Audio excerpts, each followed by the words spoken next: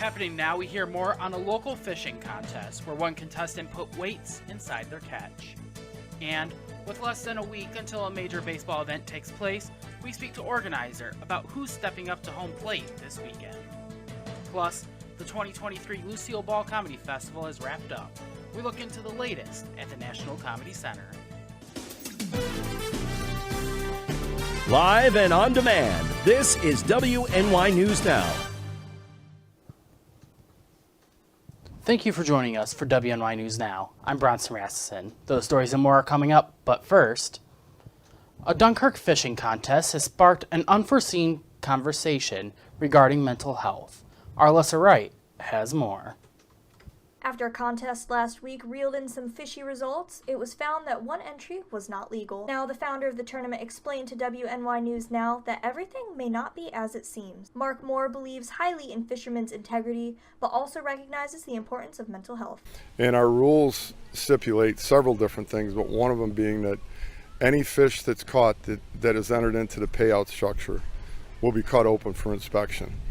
It's right in the rules. So when this individual, Pete Smith, came in and weighed in on Sunday, we cut the fish open and we found two different fish. Before disqualification, Moore wanted to be sure he had collected all of the evidence. The day before, he's had some other trouble in recent weeks, and I was really kind of concerned about what was going to happen if I did disqualify him. So I just let everything calm down and, weigh all the scales, look at all the options, look at the evidence, and make sure 100% that, in fact, he did enter those fish illegally. Moore considers Smith a friend and is seemingly very worried about him.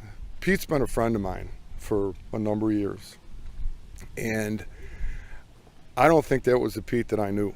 I think that he has some concerns, and I think the family is dealing with it properly.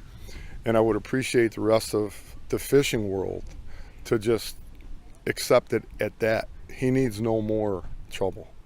He doesn't need any mockery. He obviously has some issues in his family. He's dealing with that. In the end, the fisherman just wants to see his friend get better. Mental illness is absolutely horrible.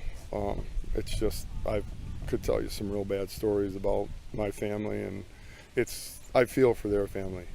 And their family is there for. His son Presh reached out to me on Facebook and thanked me for what I did, doing the right thing, because it only means it's one step closer for them getting the help that he needs. I would really like the fishing world to reach out to the family with prayers and hope that Pete gets better very soon. Mental health affects many every day. If you or someone you know is struggling with mental illness, you can contact the Chautauqua County Mental Hygiene Services at 716-753-4104 or the Chautauqua County Suicide Prevention and Crisis Hotline at 1-800-724-0461. Alyssa Wright, WNY News Now. Part of the study that they're getting vitamin D. He was associating with a level. Alyssa, thank you. And be sure, if you know anyone that is suffering a mental health crisis, to be sure to contact the right places. In other news, the Babe Ruth World Series kicks off this weekend, bringing in dozens of baseball youths to our area. Lee Kane is stepping up to the home plate, reporting on the local baseball tournament this weekend. On Sunday morning, groundskeepers were preparing the field at Russell E. Dietrich Jr. Stadium for the 2023 Babe Ruth World Series. The series, which started in 1980, is set to begin Saturday, August 12th. Teams, however, from all over the country will start arriving early this week. Vice President of the Babe Ruth World Series, Kim Eklund, was down helping to prepare the stadium, and New York News Now was able to get an interview. So I am the Vice President of the Babe Ruth World Series Board of Directors. So this year is our 19th Babe Ruth World Series held here in Jamestown. The first was done in 1980. We held the first ever 13-year-old. Since that point in time, we've gone every other year, maybe every 3 years, to try and host a World Series here in Jamestown. As you know, this is the cream of the crop for Babe Ruth. So we're excited this year to have the 13 to 15-year-olds and have some great baseball for 8 days. Mrs. Eklund stressed the availability of the public to come and watch the games and support the young athletes, noting that thanks to local businesses, the event is open to the public for free. We also have 8 buyout days. That means 8 local businesses and 8 or organizations have purchased a day to allow the general public to come for free. So any average person in Jamestown wants to come watch a whole day, a whole week, one game, the local team can come for free at no charge. This is also a price break for those that are traveling. So one of the first questions I get, is there a parking cost? Is there a gate admission cost? Because they're back home in their towns raising money to get here. So they try to build all that, and they're like, really, free? And I'm like, well, you can thank businesses. You can thank the Community Foundation. You can thank Collaborative Children's Solution. You can thank the Axeman New York Motorcycle Club. We actually have the unions from the city of Jamestown, the Kendall Club, the Jamestown Fire Department, ASME, CSEA, JCAA, and Jura bought a day. We have 4 credit unions that combined and bought a day. Interlakes, Greater Chautauqua, Jamestown Erie Community, and Southern Tier Federal Credit Union. We have the Lakewood Legion. We had a feel-good story of a gentleman who's a Vietnam vet, wanted to buy it, but didn't want it in his name, so he bought it through the Lakewood Legion. So on Friday, the 18th, the Lakewood Legion has the day. We're making it Military Day. We're gonna show respect and admiration for all those who have served and currently do serve in the military. That's very important. And who am I missing? Testicular Cancer Foundation, One Ball Foundation is a sponsor, has been for a few years. And then we have actually a medical group out of PA that sponsored a day. But so it couldn't be possible without all of these people. They've paid $2,500 a day to sponsor to buy the park out, so you and I can just walk in the door and enjoy the game. The series starts Saturday and is expected to bring in millions of dollars to the local economy. This is Lee Kane, Western New York News Now.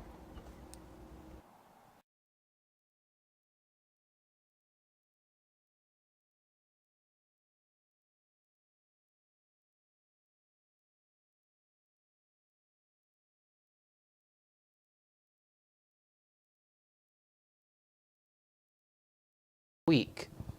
Representatives told us that the location has a grand opening date for Sunday, August 13th.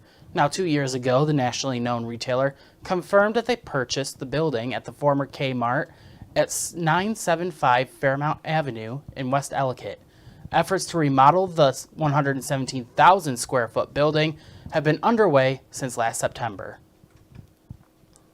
We reached out to get an interview with the local store manager and were told by a Target representative, quote, "At this time, we do not have any additional details to share. However, as we get closer to the grand opening date of August 13th, we'll be in touch with more information." In other news, a renowned television producer and director was honored by the National Comedy Center during a dedication ceremony for the George and Jolene Brand Schlater Theater on Friday. Lee Kane Jr. reports. The National Comedy Center dedicated the George and Jolene Brand Schlater Theater on Friday. Schlater, a renowned television producer and director, is best known for creating Rowan and Martin's Laugh-In, which helped launch the careers of actresses Goldie Hawn and Lily Tomlin. A 1977 revival of Laugh-In marked the television debut of Robin Williams, who was personally approached by Schlater and asked to appear. The event included many speeches, firstly by Dick Smothers of the Smothers Brothers. George had a long career, a famous career, before he ever did Laugh-In. That's when you came a different stage. And it happened to be the same time we found a stage. And Tommy and I were of the folk era, counterculture, the 60s that made Laugh-In so relevant. You guys came on something in a form that had never been seen before. Never been seen. It was irreverent. It didn't have to make any sense because everybody on the show had so much fun. Sarah Purcell, co-host of the reality series Real People, which was produced by Schlater, also spoke. George is a champion of the underdog. And if you watched Real People, you'd see it every week. And if you listened and watched Laugh-In, listened carefully, he did it on Laugh-In too. He's a fierce defender of not only his vision and of equality when he promoted talent of different genders and colors. One of the first to showcase transgender performers, as well as welcoming African American performers to the stage when they weren't even allowed to walk in the front door. Following a speech from his daughter, Schlatter gave a few words of his own. As you walk through this, not museum, it's a celebration. As you walk through here and you see what's here, you will see what an important role comedy has played in every part of our lives. And it wasn't just, Smothers Brothers certainly contributed an enormous amount. And so you contributed so much you got canceled. And I had the same experience. But to see all of this group here together is just a thrill. And for you to be here, and to be I think there's film in those cameras, are you taking pictures or just, anyhow, and to have a thing about my book, and I did a joke, I said this is my first book and next year I'm gonna read another one. But this is a collection of just funny, crazy things that we went through, and if you get a chance, steal a copy. But thank you for being here, and thank you. You're the best, you're the best. The event was concluded with Schlatter partaking in the ribbon cutting, which was followed by a book signing event.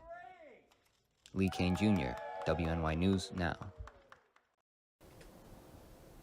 Now, we've been made aware of an audio issue going through us right now where it seems to be a bit delayed, but we'll be sure to get on top of that and make sure it gets back to normal as soon as possible.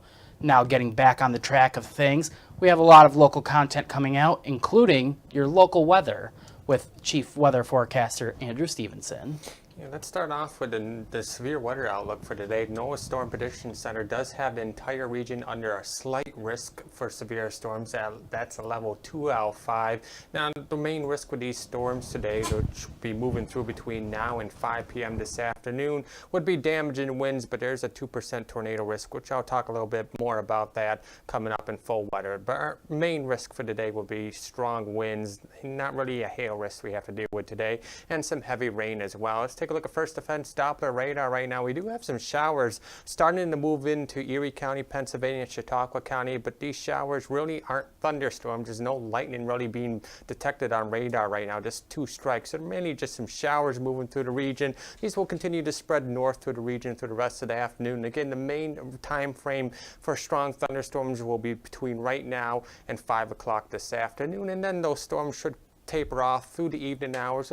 Still be left with some storms overnight tonight, but just through this afternoon is the best risk. Taking a look at the almanac for today, we made it to a high of 82 degrees yesterday in the city of Jamestown, which is 2 degrees above our average. Our low today yesterday was 59 and the record's 94. It's the record high set back in 1931 and the record low of 43 set back in 1975. So let's take a look at your first defense weather forecast through the rest of the afternoon out there. Partly to mostly cloudy skies. We did have some sunshine this morning, but those clouds have built in over the last hour or so. A few afternoon showers and thunderstorms will be possible. A few of those could be on the strong to severe side, and highs today will range from the upper 70s to the lower 80s with a south wind of 10 to 15 miles per hour. Now, I talk more about those severe storms and a cold front moving through tomorrow, and then when the sunshine's going to return coming up in just a few minutes. All right, Andrew, we'll see you then. As WNY News Now continues, we look into a PA burglary suspect that died after brandishing a firearm. And later, how environmental groups are hoping electric vehicles will reduce climate change. Stay with us, as WNY News Now will be right back. Catch your First Defense forecast daily on WNY News Now. EagleZip.com is your local one-stop shop for all of your home and business computer needs. Located on Fluvan Avenue Extension, just outside of Jamestown, EagleZip.com sells and services all brands of desktops and laptops, as well as servers and network equipment for your business. All new computer sales include transferring your data from your old computer, plus a 2-year warranty. Call EagleZip.com today. Stop by EagleZip.com today and let us make computers easy for you.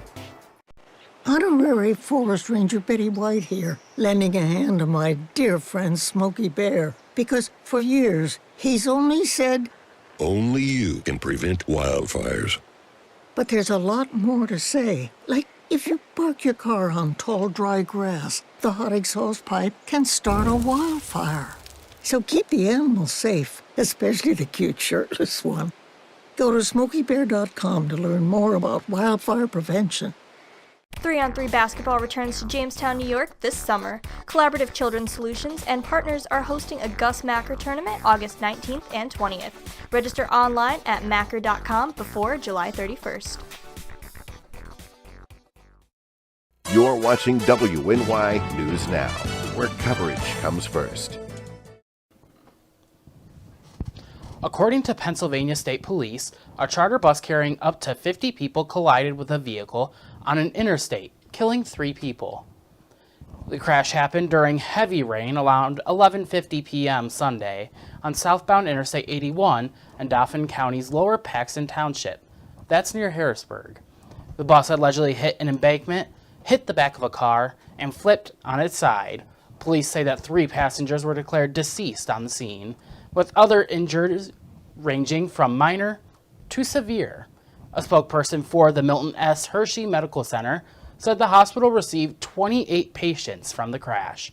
As of Monday morning, 2 people were admitted as inpatients, 16 were being treated in the emergency department, and 10 were discharged.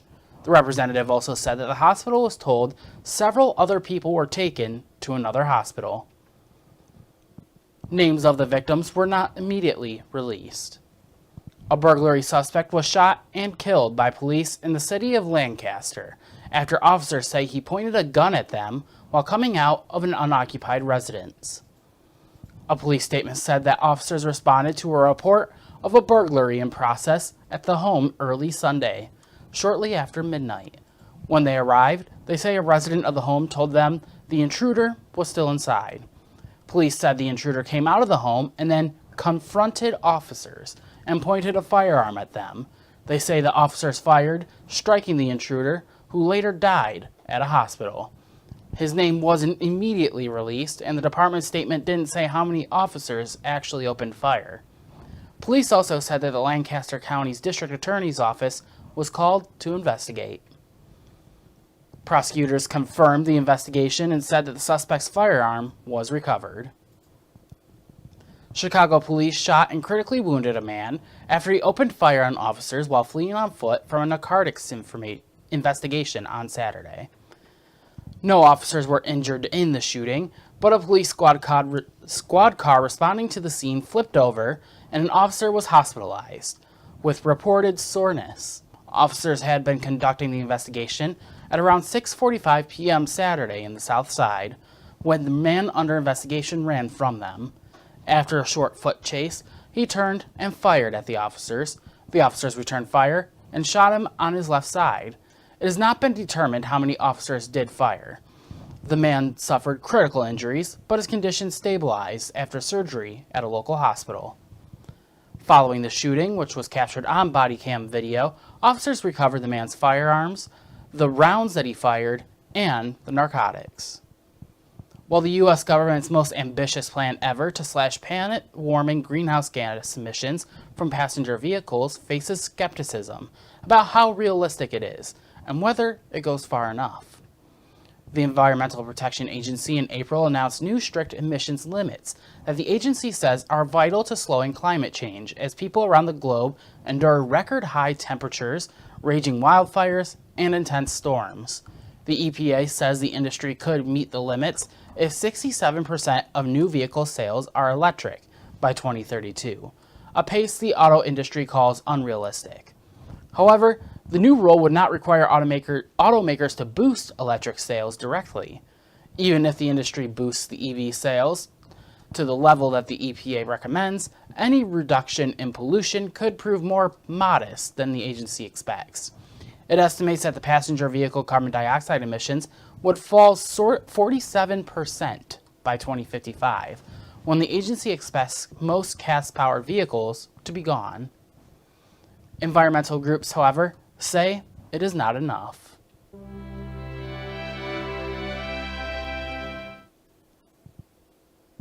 A local congressman is touting how he has been supporting veterans while in office. Since taking office, Congressman Nick Langworthy says that he has been fighting for veterans' rights. Last month, the House passed the Military Construction, Veterans Affairs, and Related Agencies Appropriations Act, including a total of $317.441 billion in funding for the Department of Defense, Department of Veterans Affairs, and related agencies. This fully funds veterans' health care programs, benefits, and VA programs, including the Electronic Health Record Modernization Initiative. Now, Congressman Nick Langworthy touted how during his administration, the VA has received more than enough funding. It's really important that we live up to our side of the commitment. The veterans, some gave all, and all gave some, and they have come home, and many of them, have lifelong problems in healthcare issues and needs, and the VA needs to be there to help them in their twilight years especially. But I'm a strong advocate to support our veterans, and we'll do anything to do that.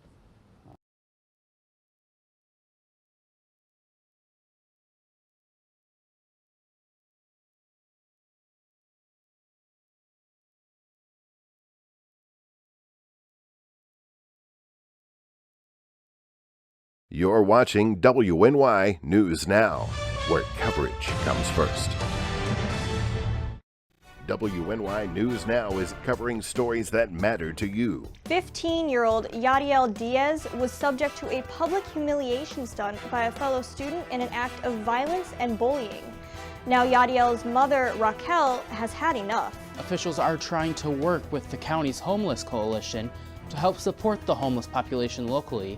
There are also plans in the works to build 2 new shelters. WNY News Now, where coverage comes first.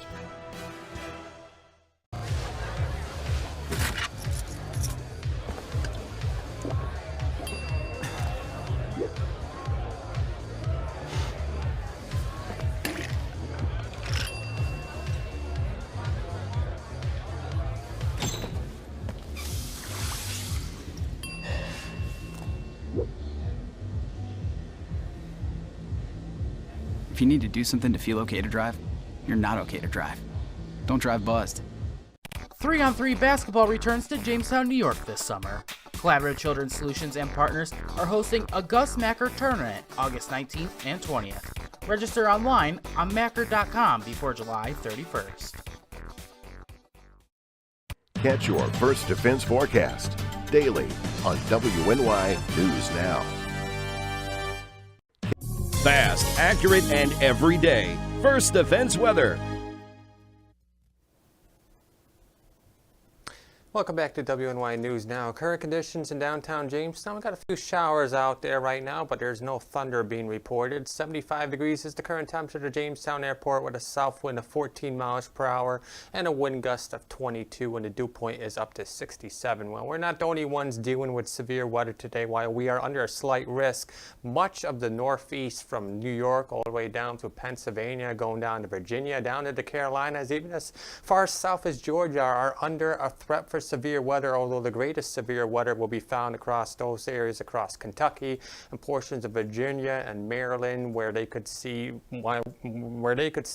damaging winds, large hail, and even a greater tornado risk as well. So we don't really have to deal with the hail or even the greater tornado risk across our region. We will have to deal with some strong winds, but again, we are not the only one dealing with severe weather today. Back across our area, the main risk, as I said, will be damaging winds. There's a 15% chance to see damaging winds within 25 miles of any location across western New York and northwestern Pennsylvania, and as we had as well as a slight tornado risk. Now the tornado risk will extend from the southwestern portion of Chautauqua County and points eastward. That means there's a 2% chance of seeing an isolated spin-up tornado within 25 miles of any location. But looking at the clouds out there, while we did have some sunshine this morning and the clouds quickly build back in, I want wouldn't be surprised if the severe risk is limited for portions of Chautauqua and northwestern Pennsylvania than portions up towards the Buffalo area where they actually see more sunshine.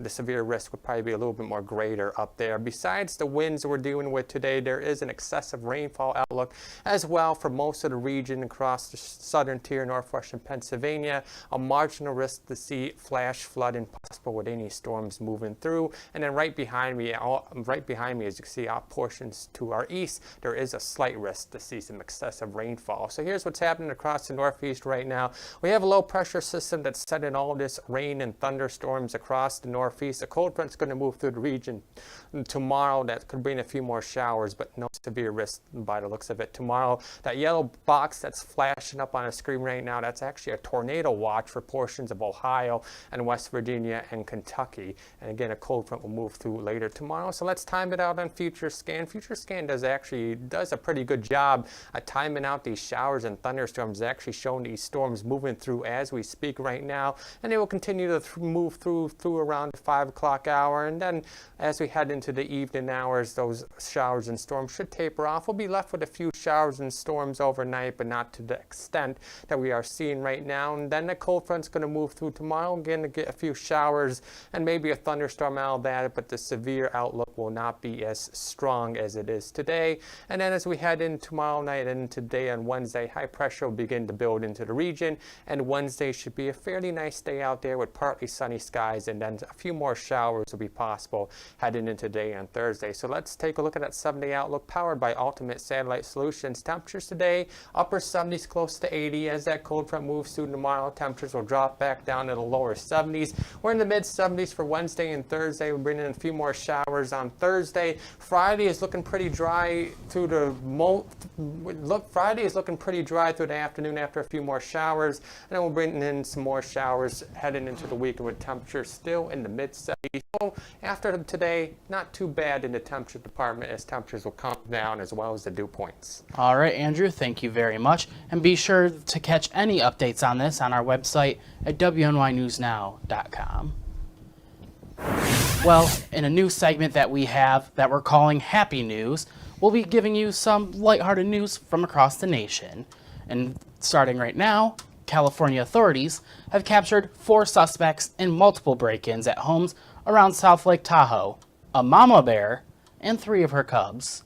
DNA has confirmed the large female black bear and her 3 little accomplices were responsible for at least 21 instances of property damage since 2022. The State Department of Fish and Wildlife said in a statement, the mother bear and her babies were safely immobilized on Friday.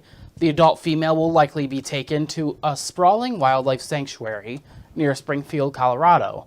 And for her cubs, well, they could end up at a rehabilitation facility in Sonoma County, California, in hopes that they can discontinue the negative behaviors they learned from the zoo and can be returned to the wild, the statement said. Well, in other news, the potential fight between Elon Musk and Mark Zuckerberg would be streamed on Musk's social media site X, formerly known as Twitter. The 2 tech billionaires seemingly agreed to a cage match face-off in late June. Zuckerberg is actually trained in mixed martial arts and the CEO of Facebook's parent company, Meta. Now, they posted about completing his first jiu-jitsu tournament earlier this year. Zuck v. Musk fight will be live streamed on X. Now, Musk wrote in a post Sunday on the platform, quote, all proceeds will go to charity for veterans. Now, once again, we do apologize for all the delays in the show last week, plus the delay in audio today. To let you in with a little insight to how our show works, the computer that runs everything just started to break on us. Now, you might have noticed over the past few months that the show itself was getting slower, and sometimes things wouldn't work. And finally, last week, the computer decided to give out on us. So we've replaced a lot of key components in it and have been able to get it working again. It's just a matter of getting the show back to where it used to be. And we think we might have identified the problems with today, and we'll get to work on that right after this show.